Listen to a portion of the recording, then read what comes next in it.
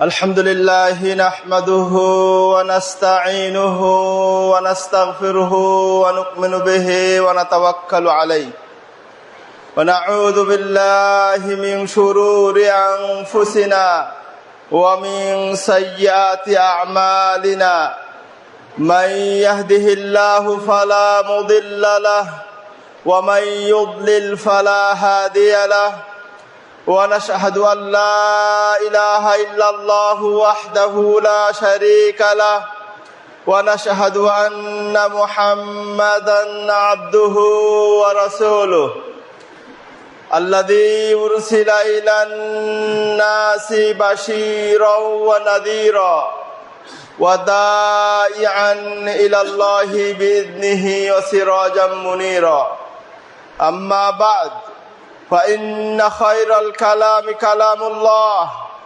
وخير الهدي هدي محمد صلى الله عليه وسلم وشر الأمور محدثاتها وكل محدثة بدعة وكل بدعة ضلالة وكل ضلالة في النار أعوذ بالله من الشيطان الرجيم يا أيها الذين آمنوا اتقوا الله ولتنظر نفس ما قدمت لغد واتقوا الله إن الله خبير بما تعملون يا أيها الذين آمنوا اتقوا الله حق تقاته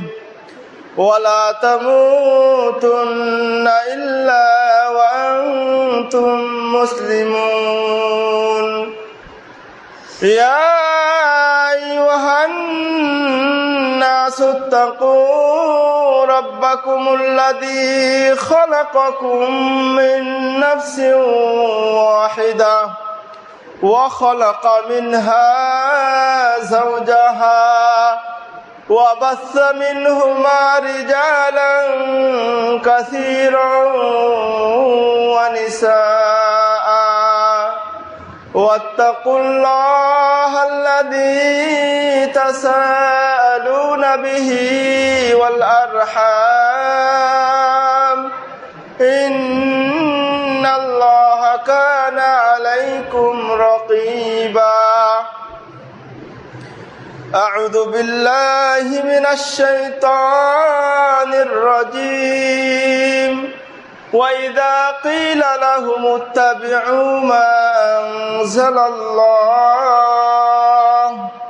قالوا بل نتبع ما وجدنا عليه آباءنا أولو كان آباؤهم لا يعقلون شيئا ولا يهتدون وقال الله تعالى أيضا في كتابه المجيد بعد أعوذ بالله من الشيطان الرجيم وإذا قيل لهم تعالوا إلى ما أنزل الله وإلى الرسول قالوا حسبنا ما وجدنا عليه آباءنا أولو كان آباؤهم لا يعلمون شيئا ولا يهتدون وعن عبد الله بن مسعود رضي الله تعالى عنه قال قال رسول الله صلى الله عليه وسلم لا يدخل الجنة من كان في قلبه مثقال ذرة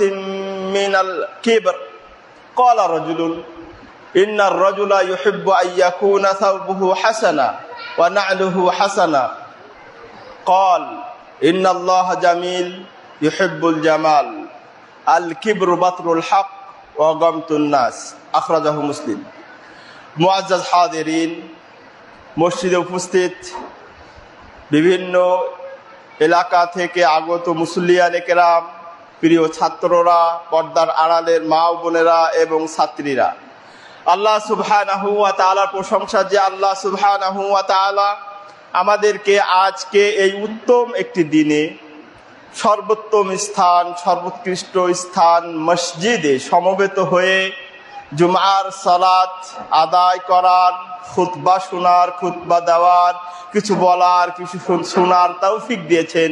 এই জন্য বলি আলহামদুলিল্লাহ।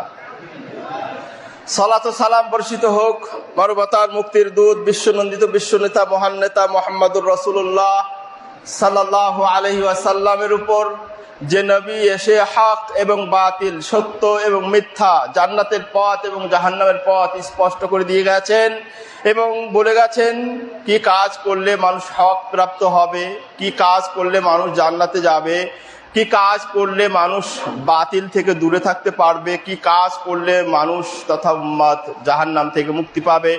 সব কিছুর ডিটেলস যে মহামানব বলে গেছেন, সেই নবী রাহমাতুল্লিল আলামিন শাফিউল মুযনিবিনের উপর সালাত ও সালাম বর্ষিত হোক। সকলে বলি আল্লাহুম্মা সাল্লি আলাইহি।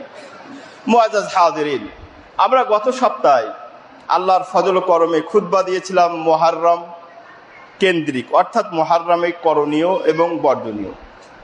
বিশেষ করে এখানে হাইলাইট করেছিলাম আশুরা কেন্দ্রিক যে বিষয়টা, যে ভুল ভ্রান্তি এবং যে করণীয়।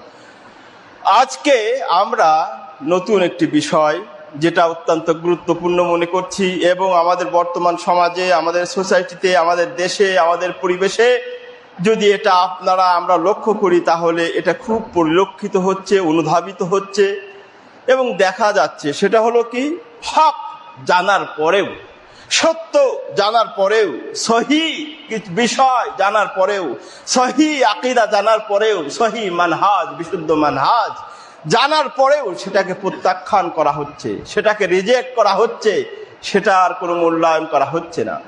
তো আসুন, আজকের আলোচ্য বিষয় হচ্ছে হক তথা সত্য গ্রহণে প্রতিবন্ধকতা সমূহ।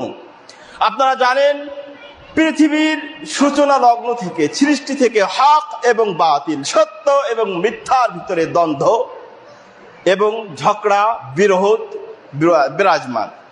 সেই যে হাবিল কাবিল থেকে নিয়ে এর আগেও যদি আমরা যাই তাহলে আদম আলাইহিস সালাতু ওয়াস সালাম যখন হকের পথে ইস্তেকামাত, যখন হকের পথে অবিচল, অনড় এবং অটুট অবস্থায়, তখন বাবা আদমকে মিসগাইড করার জন্য, তাকে বিপদগামী করার জন্য, তাকে দিকভ্রান্ত করার জন্য শয়তান সে তখন থেকে উঠে পড়ে লেগেছে।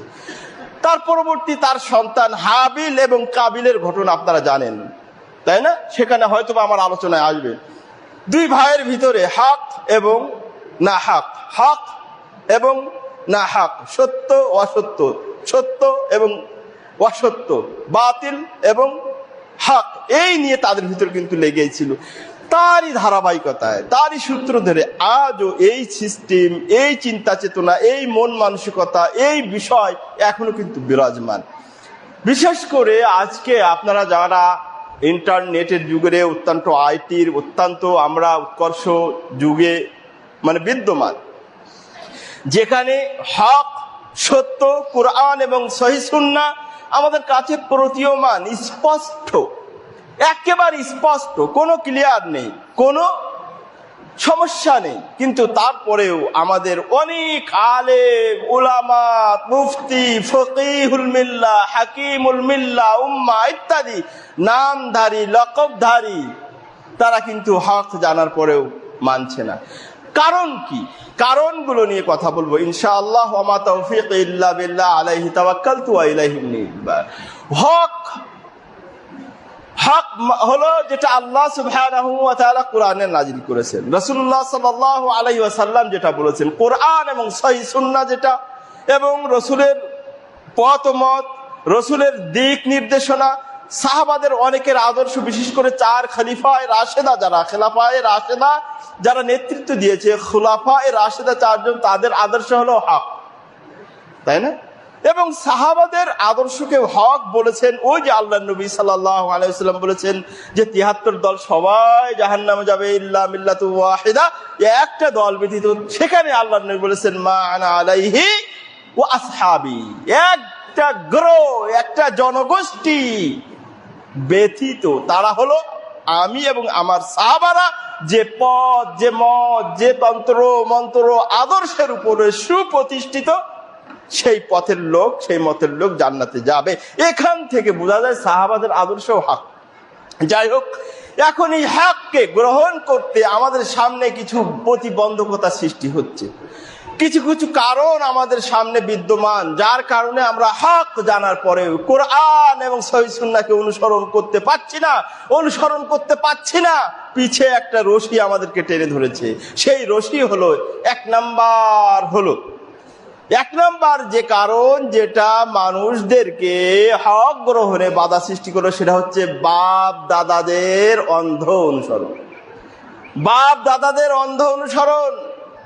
আপনি ও রাসূলের দাওয়াত থেকে যদি শুরু করে আজ পর্যন্ত, এখন পর্যন্ত, এই দিন পর্যন্ত দেখেন, সেই সূরত, সেই অবস্থা বিরাজমান।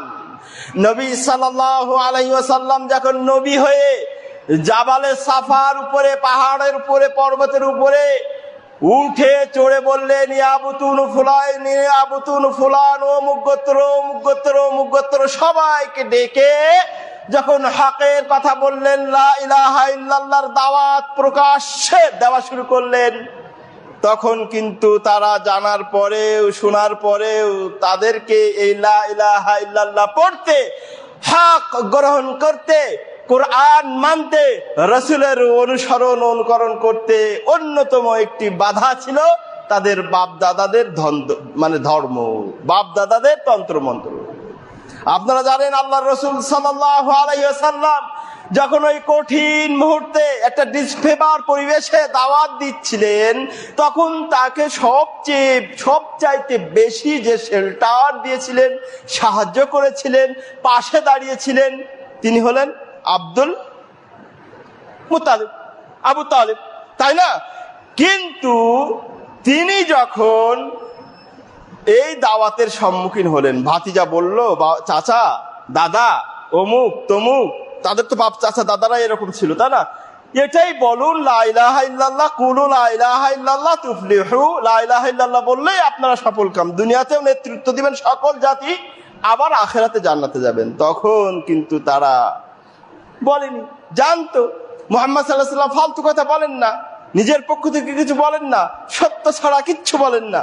তারপরে তারা এই লা ইলাহা ইল্লাল্লাহ পড়েনি, ইসলামকে গ্রহণ করেনি, হককে গ্রহণ করেনি। কারণটা কি ছিল? আবু তালেব কেন করেননি? ওই যে বাপদাদার ধর্ম। আমার বাপদাদারা কি কম বুঝেছে? তারা কি ভুল করেছে? তাদের ওই একই অজুহাত, একই একই ওজোর আপত্তি ছিল। এই জন্য একটা বুখারীতে এসছে, হাদিসটা বুখারী সহ অন্যান্য হাদিস গ্রন্থে এসছে। দেখেন কিভাবে এই বাপদাদার তন্ত্রমন্ত্র মানুষকে হক থেকে দূরে থাকে। একটা হাদিস থেকে উদাহরণ দেন। আমরা তো আহলে হাদিস মানুষ, কোরআন হাদিসের বাইরে বলার চেষ্টা করি না, আলহামদুলিল্লাহ।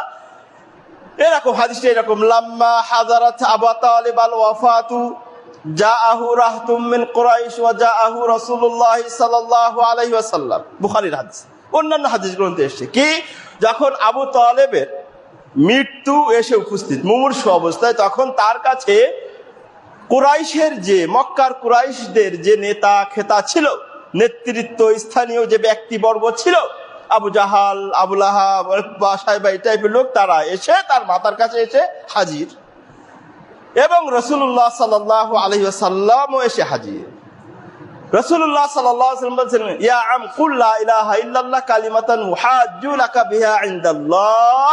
এই রিওয়ায়াতটা হল বুখারীতে, যে হে আমার চাচা, আপনি শুধু লা ইলাহা ইল্লাল্লাহ বলেন, আমি এই কালিমা দ্বারা আপনাকে কাল কিয়ামতের মাঠে আল্লাহর কাছে সুপারিশ করে ইনশাআল্লাহ আপনার মুক্তির ব্যবস্থা করব।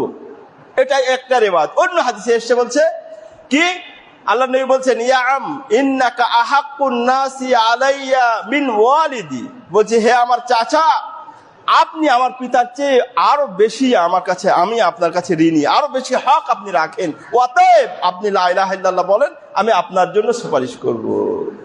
এই কথা শুনে পাশে উপস্থিত কুরাইশদের যে নেতৃত্ব স্থানীয় লোক ছিল, ব্যক্তিবর্গ, নেতা খেতারা ছিল, তারা কি করলো, আতারগাব আন মিল্লাতি আব্দুল মুত্তালিব, বলছে ও আবু তালেব, তুমি কি আব্দুল মুত্তালিব, তোমার বাপ দাদার ধর্মকে একেবারে চিরতরে মুছে দিবে, একেবারে চুনকালি দিবে বাপ দাদার মুখে? এই যে মুনাজারা মুনাকাশা চলছে দুই পক্ষে, এদিকে আল্লাহ রসুল সাল্লাল্লাহু আলাইহি ওয়াসাল্লাম বলছেন লা ইলাহা ইল্লাল্লাহ বলেন, ওরা বলছে কি বাপ দাদার মুখে কালি দিবে, বাপ দাদার ধর্ম একেবারে চিরতরে ছেড়ে দিবে, বাপ দাদার উপর বাপ দাদা। আর আমাদের নবী আছেন হক হক লা ইলাহা ইল্লাল্লাহ। পরিশেষে আখিরু মান মাতা আলাইহি, যে আদর্শের উপরে আবু তালেব মৃত্যুবরণ করেছিল সেটা হচ্ছে জাহিলিয়াত, কুফরির উপরে, তাই না? কাফের হয়ে মরল, মুশরিক হয়ে মরল। তাহলে দেখেন এখানে হাদিস থেকে আমরা যেটা বুঝতে পারি সেটা হচ্ছে ওই যে সেই কাফের মুশরিক থেকে নিয়ে আজ পর্যন্ত সকল যারা এই হক গ্রহণ করা থেকে এখনো দূরে আছে, তাদের কিন্তু বাপ দাদার তন্ত্র মন্ত্র আদর্শ মাযহাব তাদেরকে নিষিদ্ধ করেছে, তাই না? আজকেও আপনারা যদি দেখেন, আমরা তো মাঠে ময়দানে হালকা কাজ করছি, আমাদের শায়েখ আব্দুর রাজ্জাক বিন ইউসুফ হাফিজাহুল্লাহ, আল্লাহ তার দীর্ঘজীবী করুন, তার সুস্থতা দান করুন, তিনি তো কত ঝামেলার সম্মুখীন হয় দেখেন তো আপনারা। যাই হোক, এই যে হকের আমরা যারা কাজ করছি, বিভিন্ন আলেম, মুফতি, আল্লামা, ফকিহুল মিল্লাহ, হাকিমুল উম্মাহ, বিরাট লকবের অভাব নেই, কিন্তু তাদের সামনে যখন বলবেন ও ভাই এটা তো বুখারীর হাদিস, মুসলিমের হাদিস, সহিহ হাদিস, তারা বলবে আমাদের মাযহাবে নেই। আমাদের ইমাম কি কম বুঝেছে? আমাদের আলেম উলামা কি কম বুঝেছে? আমাদের বাপ দাদারা কি কম বুঝেছে? তারা কি ভুল করেছে? এটা দোহাই হলো? আমি আপনার সামনে বলছি কাল আল্লাহ কাল আর রাসূল, আল্লাহ বলেছেন, আল্লাহর কথার উদ্ধৃতি দিচ্ছি, আল্লাহর রাসূলের সহিহ সুন্নাহর রেফারেন্স আপনার সামনে পেশ করছি, প্রামাণিকতা আপনার সামনে আমি তুলে ধরছি, অথেন্টিকতার কথা বলছি, আর আপনি বলছেন বাপ দাদা আলেম উলামা। এটা কি দিন হলো? এটা কি সত্য হলো?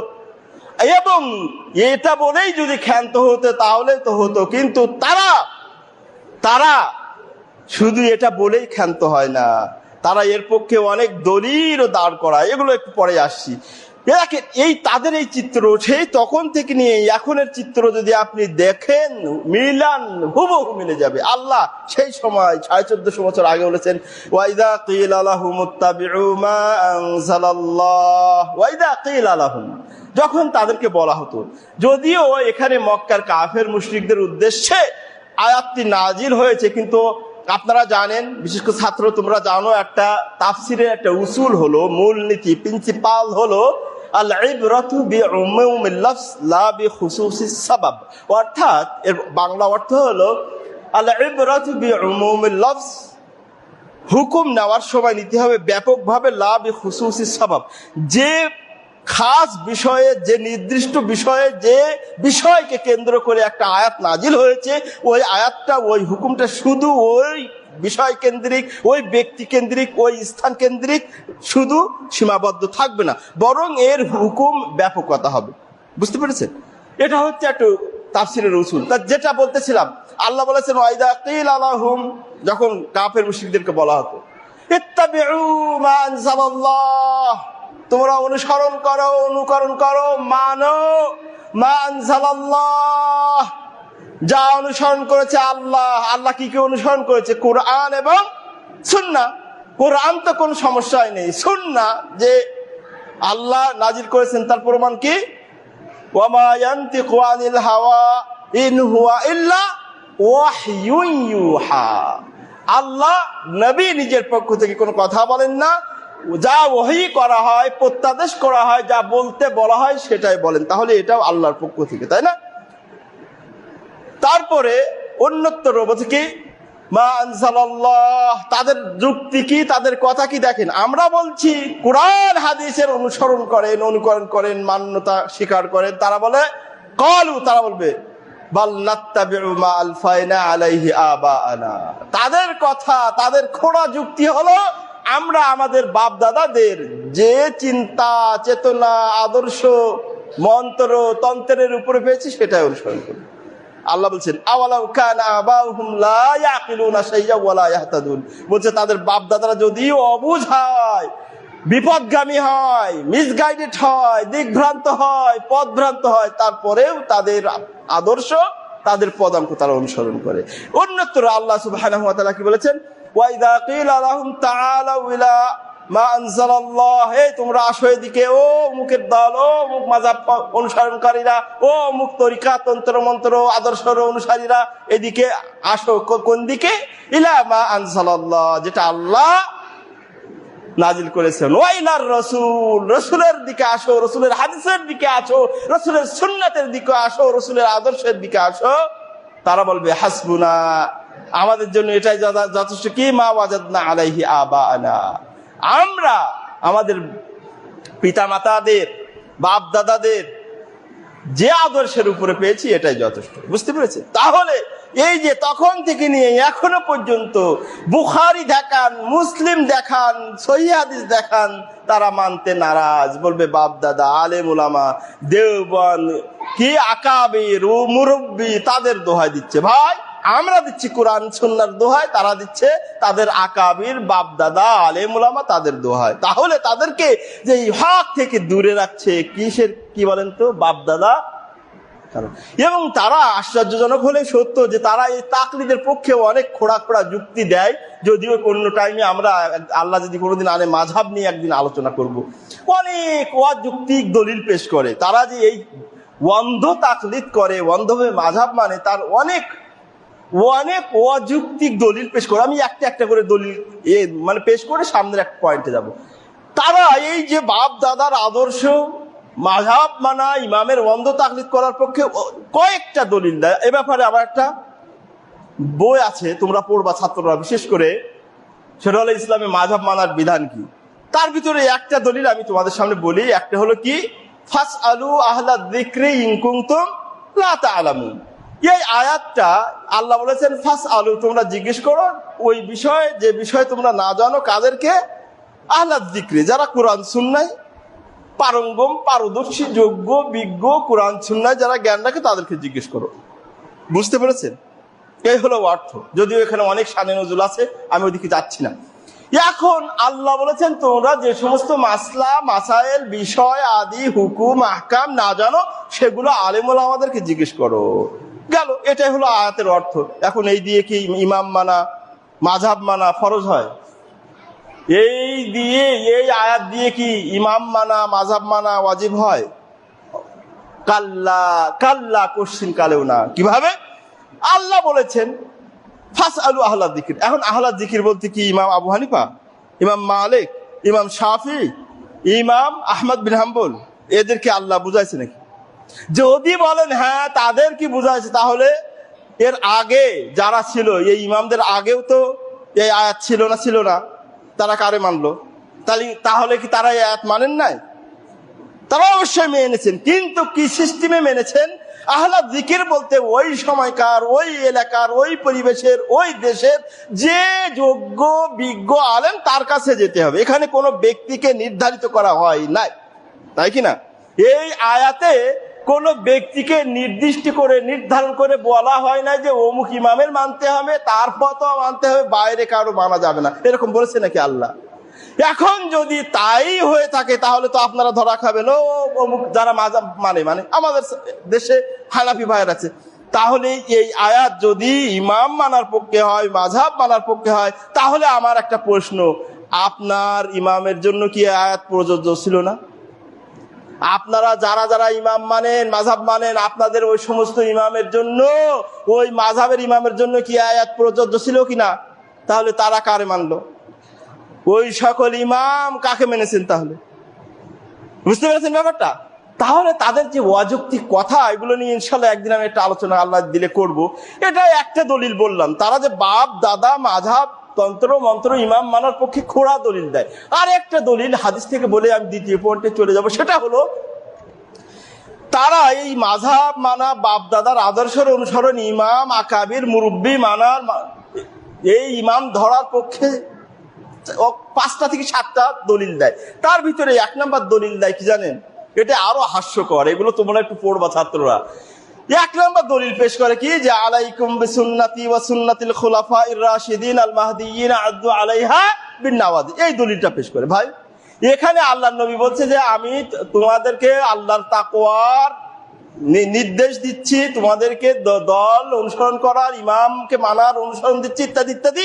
পরে বলছে ফালাইকুম বিসুন্নতি, আমার সুন্নাত। ওইদিকে চলে গেল রাসূল, তারপরে বলছে যে ফালাইকুম বিসুন্নতি, আমার সুন্নাত অনুসরণ করো। এবং 4 খলিফায়ে রাশেদারকে তাদের অনুসরণ, তাদের সুন্নাতের অনুসরণ করো, তাদের আদর্শের অনুসরণ করো। বোঝা গেল কিনা? হালকা করে বলছি, একটু শর্ট করে। এখানে বলেছেন 4 খলিফার সুন্নতকে মানতে, তাই কিনা? তাহলে 4 খলিফা কে কে? 4 ইমাম নাকি? না, ও আবু বকর, ওমর, ওসমান, আলী, 4 জন। তাহলে এই হাদিস দিয়ে তারা বলছে যে মাযহাব মানতে হবে। এখানে কি 4 ইমামের কথা আছে নাকি? কোন ইমামের কথা আছে? তাহলে যদি মাযহাব মানতে হতো, ইমাম মানতে হতো, তাহলে ইমাম আবু বকরকে মানতে হতো। আদর্শ, মাযহাব, ফতোয়া মানতে হলে ইমাম আবু বকর রাদিয়াল্লাহু তাআলা আনহু, ওই 4 ইমামের মাযহাব মানতে হতো, তাদের নামে মাযহাব থাকতো, তাদের ফতোয়া মানতে হতো। দলিল দিচ্ছে যে 4 খলিফা, আর সাব্যস্ত করছে ফতোয়া হচ্ছে ইমাম মানতে হবে, 4 ইমাম। এই হলো তাদের হাস্যকর দলিল। বুঝতে পেরেছেন? তো যাই হোক, এই যে মাযহাব মানা, বাপ দাদার তন্ত্র মন্ত্র, এটা হলো 1 নাম্বার ছিল মানুষের হক থেকে দূরে রাখার, মানুষকে হক গ্রহণ করার প্রতিবন্ধকতা হিসাবে। 2 নাম্বার পয়েন্ট হলো মানুষকে হক গ্রহণ থেকে দ্বিতীয় যে কারণটা মানুষকে বাধা সৃষ্টি করে, সেটা হচ্ছে অহংকার। সেটা হলো কি? অহংকার। কিভাবে বলছে? وَإِذْ قُلْنَا لِلْمَلَائِكَةِ اسْجُدُوا لِآدَمَ فَسَجَدُوا إِلَّا إِبْلِيسَ أَبَى وَاسْتَكْبَرَ وَكَانَ مِنَ الْكَافِرِينَ। আল্লাহ সুবহানাহু ওয়া তাআলা সকল সৃষ্টি করার পরে মানুষের আদম সন্তানকে সম্মান দেওয়ার জন্য, সম্মান করার জন্য, তাদেরকে সম্মানিত শ্রেষ্ঠত্ব প্রদান করার লক্ষ্যে আল্লাহ একটাকে অর্ডার করলেন, নির্দেশ করলেন ফেরেশতাদেরকে। কি? ওয়াইদ কুল্লা লিল মালাইকা, আল্লাহ বলছেন আমি যখন ফেরেশতাদেরকে অর্ডার করলাম, নির্দেশ করলাম, আদেশ করলাম, উসজুদু লি আদম, তোমরা সকলে আদমের সিজদা করো, সম্মানার্থে তাকে সিজদা করো। কি করলো? ফাসাজাদু ইল্লা ইবলিস, সকলেই সিজদা করলো, একজন বাদে। কে? ইবলিস বাদে। ইবলিস আর সিজদা করলো না আদমকে। কেন?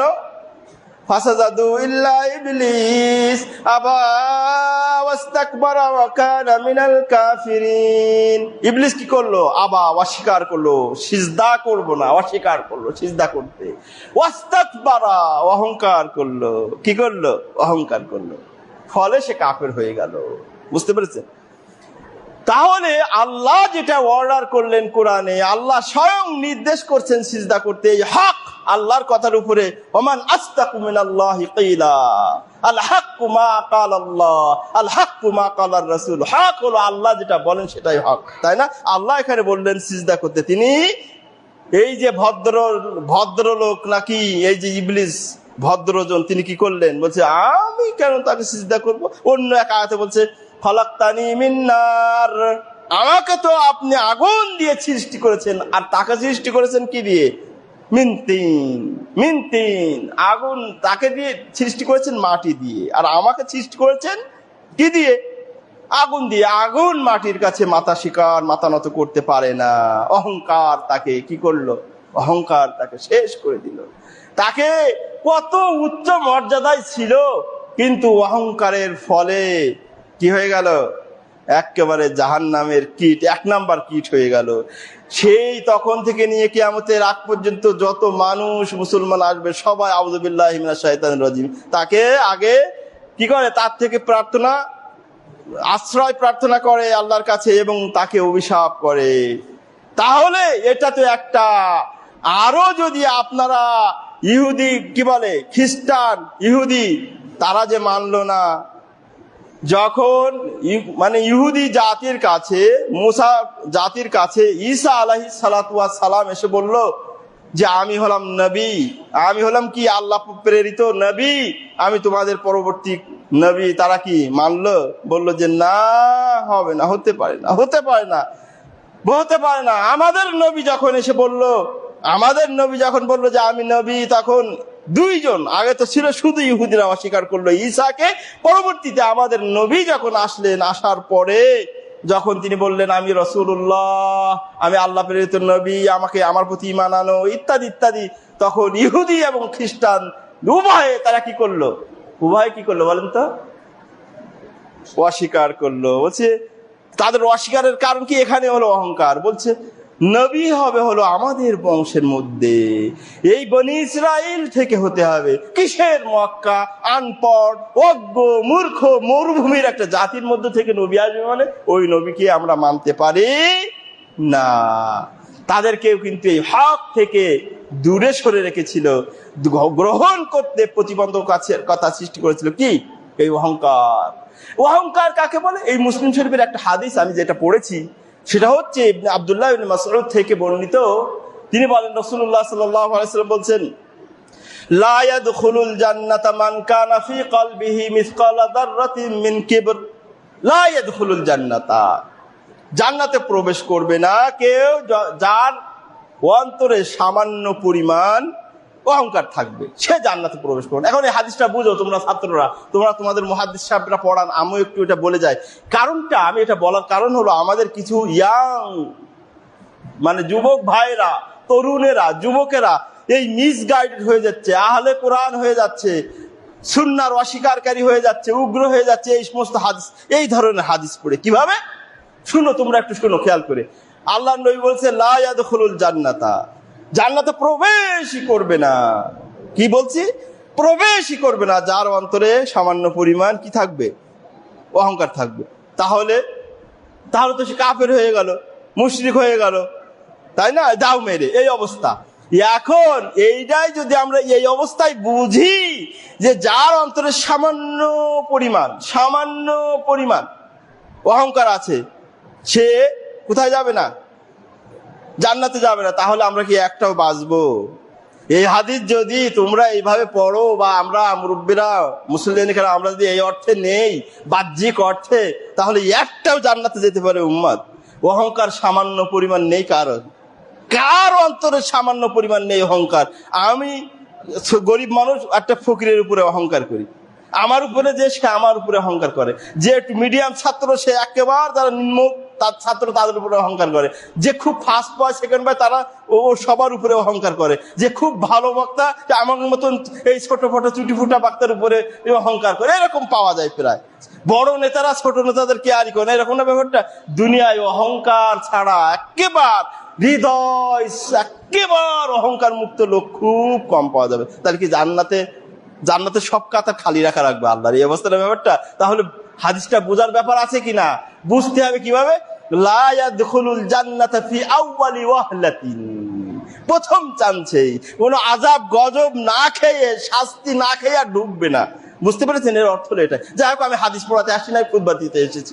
তাহলে কি বলতেছিলাম? এই জন্য অহংকার করা যাবে না। অহংকার মানুষদেরকে একেবারে শেষ করে দেয়। এই হাদিসের অহংকার কাকে বলে সেটা বলতে চাচ্ছিলাম, তাই না? এই হাদিসের পরে আল্লাহর নবী বলছেন, এই যখন এই হাদিস আল্লাহর নবী পেশ করলেন, একজন সাহাবী বলছেন, ইন্নার রাজুলা ইউহিব্বু আইয়াকুনা সাওবুহু হাসানা ওয়া না'লু হাসানা। হে আল্লাহর রাসূল, আমাদের কোনো ব্যক্তি বা আমরা তো চাই যে আমাদের কাপড়টা সুন্দর হোক, আমাদের জুতোটা সুন্দর হোক। এটা কি অহংকারের অন্তর্ভুক্ত হবে? প্রতি উত্তরে আল্লাহর নবী সাল্লাল্লাহু আলাইহি ওয়াসাল্লাম অহংকারের সংজ্ঞা দিলেন, আল কিবরু বাতরুল হাক্কি ওয়া গামতুন নাস। অহংকার হলো সেটা, বাতরুল হক, হক জানার পরে, হক পৌঁছানোর পরে, শোনার পরে, আলেম ওলামাদের কাছে বসার পরে, বাহাস, ডিবেট, মুনাজারা, জিদাল যা আছে সব করার পরেও যারা হককে প্রত্যাখ্যান করে, হককে মানে না, সেটাই হলো অহংকার। অগান্তন নাস, মানুষকে মানে তার তুচ্ছ তাচ্ছিল্য করে, ওই কি, ও কি, ওটা কোনো আলেম হলো, ওটা কোনো এই হলো, ওটা কোনো ছাত্র হলো, এরকম যে করবে সেটাই হচ্ছে অহংকার। তাহলে এই ধরনের অহংকার থেকে কিন্তু আমাদের মুক্ত হতে হবে। তা না হলে জাহান্নাম তো আছেই, জান্নাত তো হারাম হয়ে যাবে, দুনিয়ায় কঠিন অবস্থা সৃষ্টি হবে। বোঝা গেল কিনা? এটা হলো একটা বিষয়। তাহলে ওই যে ইবলিস শয়তান হওয়ার কারণ কিন্তু ছিল অহংকার, তাই না? হক যে তিনি প্রত্যাখ্যান করেছিল তারও কারণ ছিল কি? অহংকার। এই অহংকার মুক্ত হতে হবে। কিসের অহংকার? ও বান্দা, ও বান্দি, ও ছাত্র, ও ছাত্রী, ও মুসল্লিয়ানে কেরাম, মা ও বোনেরা, কিসের অহংকার? আপনার 5 বার 3 বার পাতলা পায়খানা হইলে খবর শেষ। কিসের অহংকার? আপনারা দেখেছেন বড় বড় শিল্পপতি কিভাবে একেবারে ফকির হয়ে যাচ্ছে। বড় বড় শিল্পপতি, বড় বড় ধনী লোক কিভাবে রাস্তার ফকির হয়ে যাচ্ছে। কিসের অহংকার? অহংকার দুনিয়ায় করা যাবে না। কিসের প্রতিপত্তি? মাল তো আল্লাহ, চেহারা দেয় আল্লাহ, ধন সম্পত্তি প্রতিপত্তি সবকিছু দেয় আল্লাহ, আপনার কাছে আমানত দেন। এটা নিয়ে এত অহংকারের বড়াই কিছু নেই। অতএব অহংকার কোনো প্রকার করা যাবে না।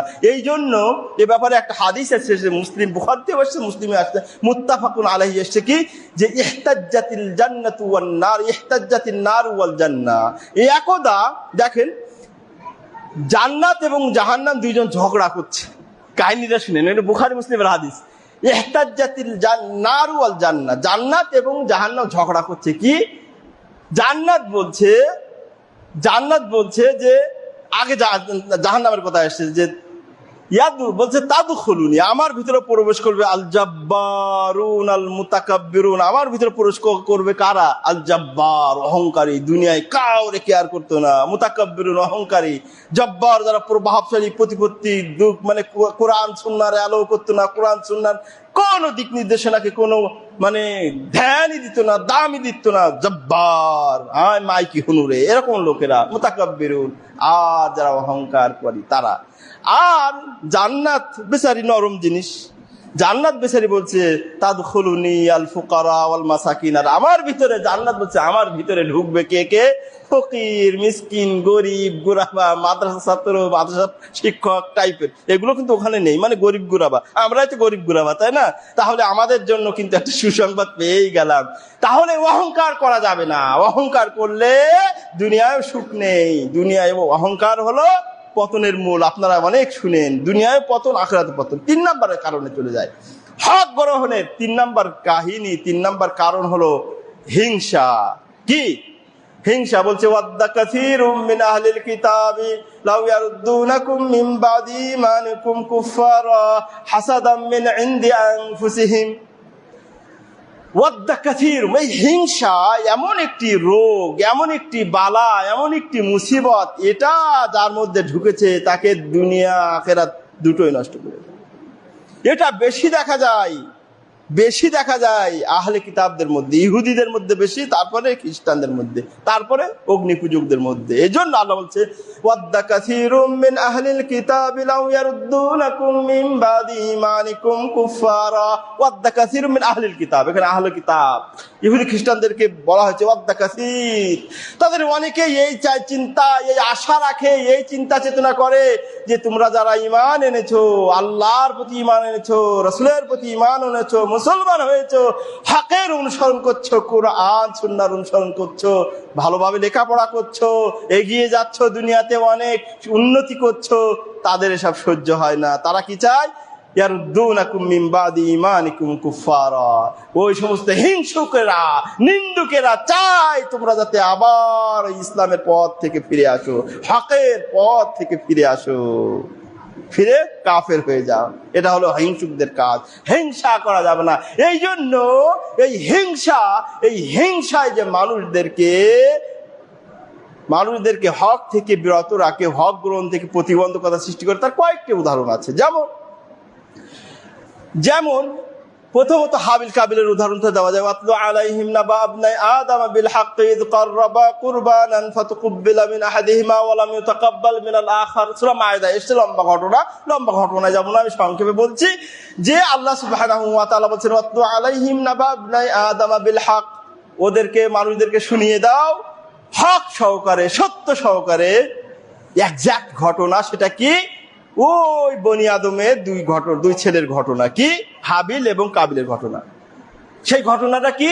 ইয কাররাবা কুরবানা, তারা দুই ভাই আল্লাহর জন্য আল্লাহর জন্য কি কুরবানি নিবেদন করেছিল, নজর নিয়াজ আল্লাহর জন্য পেশ করেছিল, নিবেদন করেছিল। ফাতুকুব্বিলা মিন আহাদিহিমা, এই দুই ভাইয়ের, এক ভাইয়ের নজর নিয়াজ কুরবানি আল্লাহ কবুল করলেন। ওয়া লাম ইউতাকাব্বাল মিনাল আখার, আর একজনের কুরবানি কবুল হয় নাই। এখন এই যে হিংসা, এটা বলতেছি কেন? হিংসার পরিণাম দেখেন কোথায় নিয়ে যায় মানুষদেরকে। বলছে যার এই যে কাবিলের কুরবানি কবুল হয় নাই, হাবিলেরটা হয়েছে, এখন বলছে লাআকতুলান্নাক, কি বললো? যে আমি তোমাকে হত্যা করব, কারণ তোমার তোমার কুরবানি কেন কবুল হলো, আমারটা হলো না? ভাই কুরবানি বা এই নজর নিয়াজ কবুল করার মালিক কে? তাহলে আল্লাহ করেছে, কিন্তু তার মন হিংসায় ফেটে যাচ্ছে। তার মন কি? হিংসায় ফেটে যাচ্ছে। কেন তারটা হলো আমারটা হলো না, কেন তারটা হলো আমারটা হলো না? এই জন্য তাকে কি করলো? হত্যা করলো। এই যে হিংসার বশীভূতি হয়ে, হিংসার কারণে হাবিলকে কাবিল হত্যা করলো, ফলে ফাকানা মিনাজ জালিমিন, সে জালেম হলো, জাহান্নামের কীট হলো। এবং এই দুনিয়াতে তখন থেকে নিয়ে কিয়ামতের আগ পর্যন্ত যত হত্যা সংগঠিত হবে, সবার গুনার একটা পার্সেন্টেজ, একটা ভাগ কিন্তু কাবিলের নামে গিয়ে জমা হবে। নাউযুবিল্লাহ। হিংসার পরিণাম দেখেছেন? হিংসার পরিণাম শুনেছেন? আপনারা ইহুদি খ্রিস্টানদেরও একই অবস্থা। আমাদের নবীকে না মানার কারণে হিংসা ছিল। একটা আপনাদেরকে হাদিস শুনিয়ে দেই যে একদা নবী সাল্লাল্লাহু আলাইহি সাল্লাম যখন এই দাওয়াত নিয়ে আসলেন, আবু জাহালকে বলছে ইয়া আবাল হাকাম, ওর নাম হচ্ছে, একজন আরেকজন তার সাথী বলছে ইয়া আবাল হাকাম। বলছে আবু জাহালের আসল নাম কি ছিল? কুনিয়া ছিল আবুল হাকাম। তাকে বলছে লিমা লা তুসাদ্দিক মুহাম্মাদান, তুমি কেন এই মুহাম্মদকে সত্য নবী হিসাবে মানছো না? সে তো কোনোদিন মিথ্যা বলি নাই। তুমি জানো যে সে মিথ্যাবাদী নয়, কখনো মিথ্যার আশ্রয় নেয় নাই, কখনো আমানাতের খেয়ানত করে নাই। নবীর অনেক গুণাবলী বললো। তখন আবু জাহাল বলছে, তাকে উদ্দেশ্য করে বলছে, ইয়া আবু ফুলান, তাকে উদ্দেশ্য করে বলছে তুমি কি জানো না, বলছে এই বনি কুসাই, মানে এই নবীর গোত্র, তাদের কাছে এই কাবার দেখাশোনার দায়িত্ব, তাদের কাছে হাজিদের আপ্যায়নের দায়িত্ব, তাদের কাছে অমুক দায়িত্ব, তাদের কাছে আবার নবুয়াত আসলো। আমরা কি সব মেনে নেব? অসম্ভব। আমাদের কিচ্ছু হলো না, সব তাদের গোত্রে হচ্ছে, এটা মেনে নিতে দেওয়া যায় না। এটা কিন্তু প্রমাণিত। দেখছেন, তারা জানতো এটা হক, এটা সত্য, নবী সত্য, নবী আল্লাহর কাছ থেকে প্রেরিত, কোরআন আল্লাহ প্রদত্ত। তারপরেও কিন্তু নবীকে তারা অনুসরণ করেনি, নবীকে নবী হিসাবে মানেনি। কারণ কি? কারণ কি বলেন তো? হিংসা। হিংসা তাদের জেলে পুড়ে ছারখার করে দিয়েছে। হিংসা করলে দুনিয়ায় শেষ, আখিরাতেও শেষ। এই রোগে আমাদের সমাজে আমরা যারা সহি সুন্নাহর অনুসারী, সহি মানহাজের অনুসারী, আমরা ছাত্ররা আছি, বা আমরা আলেমের ময়দানে যারা আছি, উলামা ময়দানে আছি, বা ইসলামের ময়দানে আছি, এই রোগ কিন্তু আমাদেরকে অনেকটা ধরে বসেছে। বলে অমুকের কেন এত বক্তা, অমুকের কেন এত মাঠ হবে, অমুকের মাদ্রাসায় কেন এত ছাত্র হবে, অমুকের কেন এত ধন সম্পদ হবে, অমুকের ছাত্র কেন এত এগিয়ে যাচ্ছে, অমুকের ছেলে কেন লেখাপড়ায় এত ভালো, অমুকের ছেলে কেন ব্যবসায় এত উন্নতি অগ্রগতি লাভ করছে। আছে কিনা? এই রোগ আমাদের ভিতরে আছে কিনা? এই রোগ থাকা যাবে না, এই রোগ থাকা যাবে না। ফাদলুল্লাহি ইউতি মাইয়াশা, আল্লাহর ফজল, আল্লাহর দয়া, আল্লাহর কৃপা, যাকে ইচ্ছা আল্লাহ দান করবেন। এটা আপনার হিংসা করার কি আছে? আল্লাহ যাকে চেয়েছেন তাকে কবুলিয়াত দিয়েছেন, দিন 4টা জামিয়া বানায় ফেলছে, তারপরে মসজিদের পর মসজিদ বানাচ্ছে, তার ছেলে জজ হচ্ছে, ব্যারিস্টার হচ্ছে, বিসিএস ক্যাডার হচ্ছে, বড় বড় মাওলানা হচ্ছে, মাদানি হচ্ছে, ডক্টর হচ্ছে, অমুক হচ্ছে, তমুক হচ্ছে, প্রতিপত্তি ওয়ালা হচ্ছে, শিল্পপতি হচ্ছে। তোমার সমস্যাটা কোথায়? দিচ্ছেন কে? তাহলে আপনি আমি হিংসা করে নিজের সওয়াবকে, নিজের যে পুণ্যকে সব জ্বালিয়ে পুড়িয়ে সারখার করে দিচ্ছে। এটা করা যাবে না। আল্লাহ নবী সাল্লাল্লাহু আলাইহি ওয়াসাল্লাম বলছে, আল হাসাদু ইয়াকুলুল হাসানাত কামা তাকুলুন নারুল হাতাব। বলছে হিংসা মানুষের সওয়াবকে, মানুষের পুণ্যকে এমন ভাবে খেয়ে ফেলে, নিঃশেষ করে দেয়, যেমন ভাবে আগুন কাঠকে গিলে খেয়ে ফেলে। তাহলে এগুলো করা যাবে? এগুলো করা যাবে না। হিংসা করা যাবে না। হিংসা করলে আগানো যায় না, হিংসা করলে আগানো যায় না। যে আল্লাহ তাকে দিয়েছেন, যে আল্লাহ তাকে দিচ্ছেন, সেই আল্লাহর ভান্ডারে কম আছে? সেই আল্লাহর ভান্ডারে কম আছে? তার সারা দুনিয়া, একটা হাদিসে এসছে, সারা দুনিয়ার মাখলুক, সারা দুনিয়ার মানুষ যত সৃষ্টি আছে সবাই যদি তাদের চাওয়া পাওয়া আল্লাহর কাছ থেকে নিয়ে নেয়, সবার চাওয়া পাওয়া দোয়া সব কবুল করে আল্লাহ যার যা চাওয়া দিয়ে যায়, তাহলে আল্লাহর ভান্ডার থেকে কমবে না। কেমন কমবে না?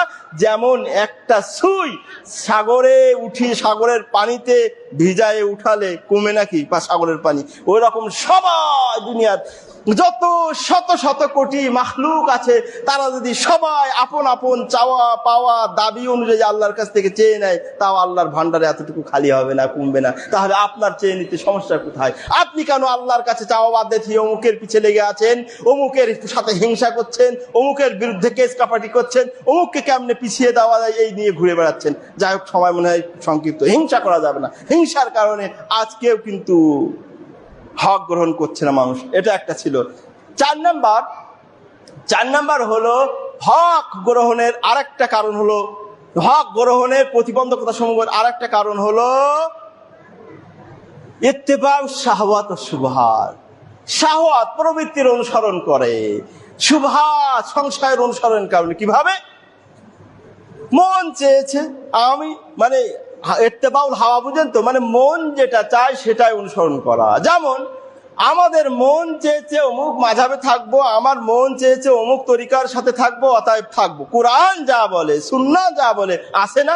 অনেক মুরব্বী, অনেক আলেম ওলামাকে যদি আপনি দেখান কোরআনের আয়াত হাদিসগুলো চোখের ভিতরে ঢুকিয়ে দেন, ট্যাবলেট করে খাইয়ে দেন, তারপরেও তারা মানতে নারাজ। কারণ তাদের প্রবৃত্তি, তাদের কুপ্রবৃত্তি বলছে যে না, তাদের ওটা অনুসরণ করতে হবে। আজকেও আমরা আমাদের অনেকের মধ্যে কুপ্রবৃত্তির অনুসরণ করে আমরা মিসগাইডেড হয়ে যাচ্ছি, পথভ্রষ্ট হয়ে যাচ্ছি, দিকভ্রান্ত হয়ে যাচ্ছি, কোরআন সুন্নাহ থেকে দূরে চলে যাচ্ছি। অতএব এটা করা যাবে না। আল্লাহ বলছেন, আর আইতামানিত্তাখাযা হাওয়া ইলাহু হাওয়া। তারপরে এটা চাইতে আরেকটা বলছে, এই জন্য এগুলো করা যাবে না, করা যাবে না। এই ব্যাপারে একটা শুনেন, আম্মা মান খাফা মাকামা নাফসিহি মাকামা রাব্বিহি ওয়া নাহান নাফসা আনিল হাওয়া ওয়া নাহান নাফসা আনিল হাওয়া। এই যে কুপ্রবৃত্তি, মন যা চায় তাই করব, মন যেটা অনুসরণ করতে চায় সেটা করবো। মন চাচ্ছে ঘুমাতে, ঘুমাবো, নামাজ বাদ দিয়ে। মন চাচ্ছে খেলা দেখবো, লেখাপড়া বাদ দিয়ে। না, এগুলো করা যাবে না। এইগুলো করলে আপনি হক বিচ্যুতি হবেন। মন যেটা চেয়েছে, বিশাল লোক, বড় বড় মসজিদ, বড় বড় খতিব, বড় বড় স্টেজ শো করে, তাদের সাথে থাকবেন, কোরআন সুন্নাহ থাকবে না, এগুলো করা যাবে না। এবং এই যে মানে লোকের কুপ্রবৃত্তির অনুসরণ এবং শুবহাতের অনুসরণ, এটা মানুষকে ধ্বংসের দিকে নিয়ে যায়। ইবনে উমর থেকে একটা হাদিসে এসেছে, আল্লাহ নবী সাল্লাল্লাহু আলাইহি ওয়াসাল্লাম বলছে, সালাসুন মুহলিকাত, তিনটা হল মানুষদেরকে ধ্বংস করে। একটা হচ্ছে শুহরুন মুতা, একটা হচ্ছে কি শুহরুন মুতা, অত্যন্ত কৃপণ হওয়া, এটা একটা ধ্বংসের কারণ। আর একটা হলে হাওয়াম মুত্তাবা, মানে মন যা চাইছে তাই করবে, মন যেটা হক বলছে সেটাই হক বলছে, মন যার অনুসরণ করতে বলছে সেটাই করবে। কোরআন সুন্নাহর দিকে দেখার, কোরআন সুন্নাহর অনুসরণ করার এগুলো দরকার নেই। যেটাই মন বলছে সেটাই করবে, এটা ঠিক না, এটা ঠিক না। এবার হক গ্রহণের আরেকটা কারণ বলি, এই যেটা বলছেন শুবহাত, এটা বলা হয় নাই। এই শুবহাত নিয়ে আমরা অনেকেই হক থেকে দূরে চলে যাচ্ছি। শুবহাত কাকে বলে? এমন কোরআন এবং সুন্নাহর এমন বিধিবিধান, হুকুম আহকাম যেগুলো স্পষ্ট না, দলিল স্পষ্ট না, বিভিন্ন ধরনের অর্থ বহন করে, বিভিন্ন ধরনের মানে এখানে দেয়, যেটা স্পষ্ট না। এ ব্যাপারে বলছে আল্লাহ বলছে, ফাআম্মাল্লাযীনা ফী কুলুবিহিম যায়গুন ফায়াত্তাবিউনা মা তাশাবাহা মিনহু। বলছে যাদের ভিতর অন্তর বক্র, অন্তর সহজ সরল সঠিক পথের উপরে নেই, তারাই কিন্তু ওই শুবহাত যুক্ত, সংশয় যুক্ত, ভেজাল যুক্ত সেইগুলো কি করে? অনুসরণ করে। কিন্তু যাদের অন্তর স্বচ্ছ, পরিষ্কার, সুন্দর, যারা জান্নাতে যেতে চায়, আল্লাহকে ভালোবাসেন, রসুলকে ভালোবাসেন, তারা স্বচ্ছ ইহদিনাস সিরাতাল মুস্তাকিম, সহজ সরল পথের অনুসরণ করে। এ ব্যাপারে নু'মান ইবনে বাশিরের একটা হাদিস আসছে মুসলিম শরীফে, ইন্নাল হালালা বাইয়িন ওয়াল হারামা বাইয়িন। হালাল বিষয় সেটাও স্পষ্ট, হারাম বিষয় সেটাও স্পস্ট। ওয়া বাইনাহুমা উমুরুম মুশতাবিহাত। এই হালাল এবং হারাম, এই স্পষ্ট দুইয়ের মধ্যে কিছু বিধিবিধান, হুকুম আহকাম আছে, ওয়া স্পষ্ট, ক্লিয়ার না। বোঝা গেল? অস্পষ্ট, বলছে ফামানিত্তাকা শুবহাত, যে ব্যক্তি এই অস্পষ্ট যেগুলো হারাম হালাল মনে হয় না, কোনটা ক্লিয়ার হচ্ছে না, অস্পষ্ট বিষয়, সেগুলো যারা পরহেজ করবে, অ্যাভয়েড করে চলবে, ফামানিত্তাকা শুবহাত ফাকাদ ইস্তাবরা লিদীনিহি ওয়া ইরদিহি, তাহলে সে তার দিনকে, ইজ্জতকে, আবরুকে হেফাজত করলো। এই আমাদের ইয়ং ছেলেদের মধ্যে, যুবকদের মধ্যে, ভাইদের মধ্যে অনেকে এই বোমাবাজির সাথে, উগ্রতার সাথে, আহলে কোরআনের সাথে জড়িত হয়ে যাচ্ছে এই শুবহাতের কারণে।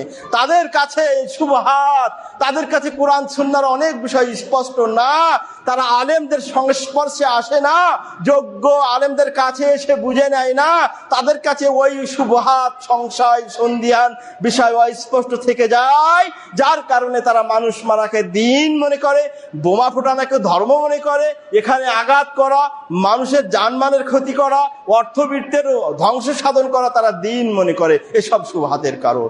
আরো একটা কারণ আছে হক গ্রহণে প্রতিবন্ধকতার, আরো একটা কারণ হচ্ছে মানুষের মানে মর্যাদা, বংশ মর্যাদা, তারপরে সামাজিক একটা স্ট্যাটাস। এগুলো কেমন? বলে আমি এখন বিরাট আল্লামা, আমি এখন হেলিকপ্টারে চড়ে চড়ে ওয়াজ করে বেড়াই, আমার এখন প্যারাডো গাড়ি আছে, আমি গুলশান 2-এর খতিব, গুলশান 1-এর খতিব, বাড়িধারার খতিব, ধানমন্ডির খতিব, আমি অমুক পর্যায়ে আছি, আমি অমুক বোর্ডের চেয়ারম্যান। আমি যদি হক গ্রহণ করি, আমি যদি কোরআন এবং সহিহ সুন্নাহর কথা বলি, তাহলে আমার গুলশান থেকে হটিয়ে দেবে, আমার গুলশান 2-এর আর খতিবগিরি থাকবে না, ইমামতি থাকবে না, উত্তরার 4 নম্বরের আর ইমামতি থাকবে না। আমাদের হয়েছিল, তাই বলছি, আমরা অনেক অনেক জায়গায় এই খতিবগিরিতে চান্স পেয়েছি, এই যে সমস্ত জায়গায় বললাম, বড় বড় বড় জায়গায়, কিন্তু খতিবগিরি টিকলো না। কারণ হলো হকের অনুসরণ করি, আমাদেরকে বসে খুতবা দিতে বলে, আমরা দেই না। এই যে এখন আমাদের একটা ওখানে গেলে মাশাআল্লাহ হাদিয়া বাদ দিয়ে 60-70 হাজার টাকা বেতন। এখন এই যে একটা সামাজিক স্থান, সামাজিক মান মর্যাদা, এই যে সামাজিক স্ট্যাটাস, এগুলোকে থাকবে হক গ্রহণ করলে, সহি কথা বললে এগুলো থাকবে। সমাজে বিরাট একটা চেয়ারম্যানি করে, নেতৃত্ব দেয়, এখন যদি হক কথা বলে তাহলে তার ভোট সব ছুটে যাবে, তার পিছন থেকে লোক সব কেটে যাবে। অতএব এই কারণেই হক জানা সত্ত্বেও মানুষ হক গ্রহণ করতে পারে না, হক বলতে পারে না, হকের কথা প্রচার প্রসার করতে পারে না। তার প্রমাণ বুখারী শরীফের একটা ঘটনা বলে শেষ করে দেব। সেটা হলো হেরাক্লিয়াস, রোমের বাদশা হেরাক্লিয়াসের কথা জানেন আপনারা? হেরাক্লিয়াসের কথা জানেন না? রোমের বাদশা হেরাক্লিয়াস, তার কাছে যখন এই মক্কার কিছু ব্যবসায়ী, ওই সমস্ত কাফের মুশরিকদের মধ্যে ব্যবসায়ী, তাদের ব্যবসা ছিল কোথায়? শাম এবং রোম, ওই সময়কার রোমের মধ্যে, তাই না? তাদের সাথে লেনদেন, ব্যবসা বাণিজ্য ছিল। একদা এই রোমের বাদশা হেরাক্লিয়াস আবু সুফিয়ান, এদের নেতৃত্ব ছিল কি আবু সুফিয়ান সহ তার চেলাবেলা আশেপাশে যত লোক, তাদেরকে ডেকে নিয়ে বলছে, তোমরা তো এসছো ওই মক্কা থেকে, বলে হ্যাঁ, তোমাদের মধ্যে নাকি একজন নবী নবী করে দাবি করছে, এই বলছে তার কাছে ওহী আসে, এই আসে সেই আসে, বলে হ্যাঁ। এখন এই হেরাক্লিয়াস বলছে, আরবি তো বুঝতো না, একজন দোভাষী রেখে বলছে যে তুমি তাদেরকে বলো একটা কথাও যাতে মিথ্যা না বলে, মিথ্যা বললে বলছে অনেক কিছু করছে, তোমাদের লজ্জা দেবো, এই করবো সেই করবো, আমি সংক্ষেপে বলছি। এবার বলছে, তোমাদের মধ্যে যে ব্যক্তিরা এসেছে, বুখারীর রেওয়ায়াত, এটা বুখারীর হাদিস, বলছে যে ব্যক্তি নবী হিসাবে দাবি করছে, তার কি বাপ দাদারা নবী ছিল? বলেন না। তার কি অমুক ছিল? বলেন না। তার কি অমুক ছিল? বলেন না। তার কি এই দোষ? বলেন না। মানে সব কিছু নবীর ফেভারে আর তাদের ডিসফেভারে। তাহলে বলছে, তাহলে তোমরা মানো না কেন? তাহলে তাকে নবী হিসাবে মানো না কেন? মানি না, ওই যে তাদের বাপ দাদা, এটা একটা কারণ। পরিশেষে আমার যেটা বলার দায়িত্ব, হেরাক্লিয়াস সব জানলো, শুনলো, বুঝলো যে নবী সত্য। নবী কি সত্য? মুহাম্মদ সত্য নবী। তাকে তার হেরাক্লিয়াস চাচ্ছে যে সে ঈমান এনে মুসলমান হয়ে যাবে। এটা বুখারীতে আপনারা পাবেন এই রিওয়ায়াতটা। বলছে তার মনে চাচ্ছে, সবকিছু যাচাই বাছাই করে, তার কাছে স্পষ্ট হয়েছে, প্রতীয়মান হয়েছে যে মুহাম্মদ সাল্লাল্লাহু আলাইহি ওয়াসাল্লাম সত্য নবী। এবার তিনি ঈমান আনবেন, কিন্তু তিনি তো আযীমুর রোম, রোমের মহান পরাক্রমশালী সম্মানিত বাদশা, তার তো অনেক হিসাব নিকাশ আছে। এখন সে তার সভাসদ, তার যারা সভাসদ পরামর্শদাতা, তাদের সাথে একটা টেস্ট করছে, তাদেরকে যে করা যাবে কিনা, পরিস্থিতি দেখছে। বলছে, আমার সভাসদেরা, আমার উপদেষ্টা না, শোনো, এই যা যা দেখলাম, যাচাই বাছাই করলাম, তোমরাও শুনলে, আমি শুনলাম, এখন তো মনে হয় মুহাম্মদ সত্য, চলো আমরা ঈমান আনি। এবার তার সভাসদেরা, উপদেশরা খেপে গেল, সবাই খেপে গেল, চিল্লা চিল্লি সাহাসাই হাতান এভাবে এসছে, বিরাট একটা আওয়াজ তাদের ভিতরে হওয়া শুরু করলো। এই কি শুরু করছে, এসে ব্যাপক একটা বাক প্রতিবাদ, বিতণ্ডা, তর্ক বিতর্ক হওয়া শুরু হয়েছে। এই অবস্থা দেখে পারস্যের এই বাদশা, রোমের বাদশা হেরাক্লিয়াস বলছে, ওরা তো বাদশা, ওদের একটা সামাজিক স্ট্যাটাস আছে, নেতৃত্ব দেয় নেতা, সে বলছে এখন তো পরিস্থিতি ঠান্ডা করতে হবে, এখন ঈমান আনলে তো আমার সব শেষ। তখন তিনি কি করলেন, বললেন যে আমি তো তোমাদেরকে, ও আমার সভা সদস্যরা, ও আমার উপদেষ্টারা, আমি তোমাদেরকে দেখতেছিলাম, তোমাদের ঈমান টেস্ট করতেছিলাম যে খ্রিস্টানিটির উপরে, খ্রিস্টান ধর্মের উপরে তোমরা কতটুকু মজবুত, সেটাই দেখতেছিলাম, আমি ঈমান আনবো না। দেখেন, এটা বলার উদ্দেশ্য হলো বুখারীর এই ঘটনা, যে তাকে যে হক জানার পরে, তারপরে সব জানলো, যাচাই বাছাই করলো, হক গ্রহণ করা থেকে, নবীকে নবী মানা থেকে নিষেধ করলো। কি বলেন তো? তার একটা স্থান, বংশমর্যাদা, সমাজের স্ট্যাটাস, সামাজিক পদমর্যাদা ইত্যাদি। এখনো নবীদের কাছে নয় পারার, ওই যে বলছে নবী, আমাদের নবীর কথাই বলি, অন্যান্য নবীদের কথা বাদ দেই, আমাদের নবী যারা, আমাদের নবীর ওই মক্কার যারা কাফের এবং মুশরিকদের বিরুদ্ধে যারা প্রভাবশালী ছিল, প্রতিপত্তিশালী, ধন সম্পদের মালিক, সম্মানিত ব্যক্তি, তারা কিন্তু বলল কি, যে আমরা তোমার সবাই আসবো না, কারণ তোমার সাথে থাকে ফকির, মিসকিন, বেলাল, চাকর, নকর, অমুক তমুক, তাই না? এরকম না ব্যাপারটা? এমনি ভাবে শুআইব আলাইহিস সালাতু ওয়াস সালাম, বড় বড় নবীদের কথা যদি দেখেন, তাদের জাতি এবং নবীর ভিতরে যে মানে বাক বিতণ্ড হয়েছিল, তর্ক বিতর্ক, তার ভিতরে এটাই ছিল, তারা ছিল অত্যন্ত বড় মাপের একটা সমাজে প্রতিষ্ঠিত, তাদের মান মর্যাদা, প্রতিপত্তি, সম্মান সব ছিল। আর এর বিপক্ষে ছিল যারা ইসলাম গ্রহণ করতো, নবীদের মানতো, কোরআনের কথা মানতো, সব গরিব, মিসকিন, ফোকারা ইত্যাদি, তাই না, নিঃস্ব, এরকম। এখন তারা বলছে, আমরা যদি এখন এই সামাজিক স্ট্যাটাস, প্রতিপত্তি, নেতৃত্ব ছেড়ে আমরা আবার ইসলাম গ্রহণ করলে, আমরা তো এদের কাতারে চলে যাব। তারা জানতো যে নবীরা সত্য, তাদের দাওয়াত সত্য, এবং আমাদের নবীর এই সমস্ত কাফের মুশরিকরা তারাও জানতো, কিন্তু তাদের সামাজিক একটা স্ট্যাটাস, সামাজিক একটা অবস্থান, তাদের মান মর্যাদা, ধন সম্পদ, প্রতিপত্তি, তাদের কিন্তু কি করেছিল বলেন তো? তাদের এই হক গ্রহণ থেকে, সত্য গ্রহণ থেকে, কোরআন সুন্নাহর অনুসরণ অনুকরণ করা থেকে তাদেরকে দূরে সরে রেখেছিল, তাদেরকে হক মানতে দেয়নি। এই জন্য আমরা যারা হক গ্রহণ করতে ইচ্ছা পোষণ করি, হক গ্রহণে প্রত্যাশী, তারা এইগুলো সব পায়ের নিচে রাখতে হবে। যে কটা কারণ বললাম, সব পায়ের নিচে রাখতে হবে। আমাদের চিন্তা রাখতে হবে আল্লাহর সন্তুষ্টি, রসুলের শাফাত। আল্লাহ রসুল সবার প্রিয়, আল্লাহর কথা সর্বাগ্রে, রসুলের হাদিস সর্বাগ্রে, রসুলের পথ, রসুলের আদর্শ সর্বাগ্রে। আমাদের জন্য তো রসুল শাফাতকারী, আমাদের জন্য রসুলের আদর্শ হচ্ছে একমাত্র আদর্শ।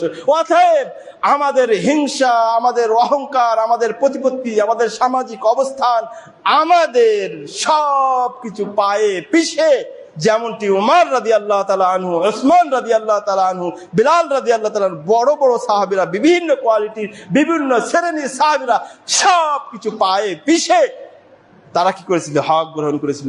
এই জন্য হক যেখানেই পাওয়া যাবে, যার কাছে পাওয়া যাবে, সেটাই গ্রহণ করতে হবে। কিন্তু আমাদের মধ্যে আর একটা সমস্যা, আমরা হক দিয়ে মানুষ যাচাই করি না, মানুষ দিয়ে হক যাচাই করি। এটা একটা ভুল। বলে আল্লাহ, এত লোক এই মাযহাবের অনুসরণ করে, এত সবাই, এত আলেম ওলামা, এরা কি হকের পথে নেই? এই 2-4টা আহলে হাদিস, এই 2-4টা সালাফি, এরাই কি হকের পথে? হক যাচাই করবেন কোরআন সুন্নাহ দিয়ে, হক যাচাই করতে হবে দলিল দিয়ে, হক যাচাই করতে হবে মা কাল আল্লাহ মা কাল আর রাসূল, আল্লাহ আল্লাহ রসুলের কথা দিয়ে। কিন্তু আপনি হক যাচাই করছেন কি? যে মানুষ দিয়ে। আল্লাহ, এত লোক কি ভুলের পথে? না, ভুলের পথে হবে, কারণ আল্লাহ এটা বলে দিয়েছেন, ওয়াইন তুতি আকসারাহুম, বলছে যেখানেই অধিকাংশের কথা বলেছে, ফালা তুতি, মানে যেখানেই অধিকাংশের কথা বলা হয়েছে, তারা বলছে আকসারুহুম লা ইউমিনুন, আকসারুহুম ফাসিকুন, অধিকাংশের কথা বলা হয়েছে তারা ঈমানই রাখবে না, তারা ফাসিক, তাদের অনুসরণ করতে নিষেধ করা হয়েছে। আর যেখানেই স্বল্প সংখ্যক, মানে কিছু সংখ্যক বোঝা হয়েছে, সেখানে আল্লাহ বলছেন আমি বলছি কালিলাম মিন ইবাদিয়াশ শাকুর, কৃতজ্ঞ হকপন্থী সত্যপন্থী বিষয় যারা লোক যারা তারা কি স্বল্প সংখ্যক হবে। তো এই জন্য আসুন আমরা যে সমস্ত কারণগুলো, যে সমস্ত প্রতিবন্ধকতাগুলো মানুষকে হক থেকে দূরে থাকে, কোরআন সুন্নাহর অনুকরণ থাকে মানে বাধা সৃষ্টি করে, প্রতিবন্ধকতা সৃষ্টি করে, সেগুলোকে দূরে সরিয়ে পায়ে পিষ্ট করে হক যেখানে থাকুক, যার কাছে থাকুক, সেগুলো মেনে আল্লাহর সন্তুষ্টি অর্জন করি এবং জান্নাতের রাস্তাকে ইজি করে নিই। আল্লাহ আমাদের তৌফিক দান করুন, আমিন। ইন্নাল্লাহ তাআলা জাওয়াদুন কারীম মালিকুম বাররুর রাউফুর রহিম।